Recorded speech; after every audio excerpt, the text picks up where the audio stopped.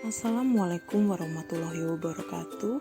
Shalom, Om Swastiastu, salam sejahtera bagi kita semua. Perkenalkan, saya Elga Kristi Beruginting, peserta pelatihan dasar Kementerian Kesehatan di BBPK Ciloto tahun 2022, golongan 3, angkatan 3 dari instansi Rumah Sakit Anak dan Bunda Harapan Kita Jakarta. Pada kesempatan kali ini saya akan menyampaikan video Aku Smart ASN dan Instansiku.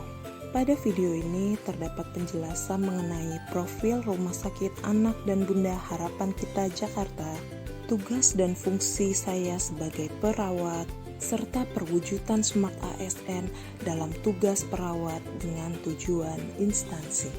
RSAB Harapan Kita Jakarta merupakan rumah sakit khusus tipe A yang memiliki fokus pada pelayanan anak dan ibu yang berkedudukan di Jalan Letnan Jenderal S. Parman, Kafling 87, Kelurahan Kota Bambu Utara, Kecamatan Grogol, Petamburan, Jakarta Barat.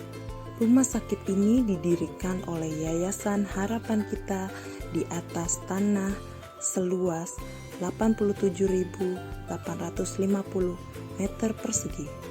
RSAB Harapan Kita Jakarta berdiri pada tanggal 22 Desember tahun 1979. RSAB Harapan Kita Jakarta sudah 42 tahun menemani dan melayani masyarakat Indonesia. Adapun visi, misi, dan tujuan Rumah Sakit Anak dan Bunda Harapan Kita Jakarta adalah sebagai berikut. Rumah Sakit Anak dan Bunda Jakarta memiliki visi terdepan sebagai pusat kesehatan ibu dan anak nasional yang memiliki visi yaitu menyelenggarakan pelayanan kesehatan ibu dan anak yang aman dan berkualitas, menyelenggarakan pendidikan tenaga kesehatan di bidang kesehatan ibu dan anak, menyelenggarakan pelatihan di bidang kesehatan ibu dan anak, menyelenggarakan penelitian di bidang kesehatan ibu dan anak, serta meningkatkan jejaring dan sistem rujukan di bidang kesehatan ibu dan anak. Tujuan dari Rumah Sakit Anak Bunda Harapan Kita yaitu terwujudnya pelayanan kesehatan ibu dan anak yang aman dan berkualitas dalam pelayanan unggulan Birth Defect Integrated Center atau yang disingkat dengan BIDIC. Perinatal terpadu dan rujukan, teknologi reproduksi berbantu melalui kerjasama tim, jejaring, dan sistem rujukan, serta terselenggaranya pendidikan, pelatihan, dan penelitian yang terintegrasi dengan aktivitas pelayanan. Sebagai rumah sakit tipe A, Rumah Sakit Anak dan Bunda Harapan Kita Jakarta dilengkapi pula dengan fasilitas yang lengkap dan modern guna menunjang proses penyembuhan pasien dan pelayanan yang optimal. Tugas dan fungsi saya sebagai perawat. Di Rumah Sakit Anak Bunda Jakarta, saya bertugas sebagai perawat ahli pertama yang bertugas sebagai melakukan kegiatan pelayanan keperawatan yang meliputi asuhan keperawatan dan pengelolaan keperawatan menurut Permen PAN RB nomor 35 tahun 2019. Adapun standar asuhan yang tercantum dalam standar praktik klinis keperawatan pada fase asuhan keperawatan yaitu pengkajian keperawatan, diagnosa keperawatan, perencanaan keperawatan, implementasi keperawatan, evaluasi keperawatan, dan dokumentasi. Pemberian asuhan keperawatan kepada pasien dan keluarga dengan memperhatikan keadaan kebutuhan dasar manusia melalui pemberian pelayanan keperawatan dengan menggunakan proses dari yang sederhana sampai yang kompleks. Adapun 3 fungsi saya sebagai perawat yaitu independen, dependen, dan interdependen.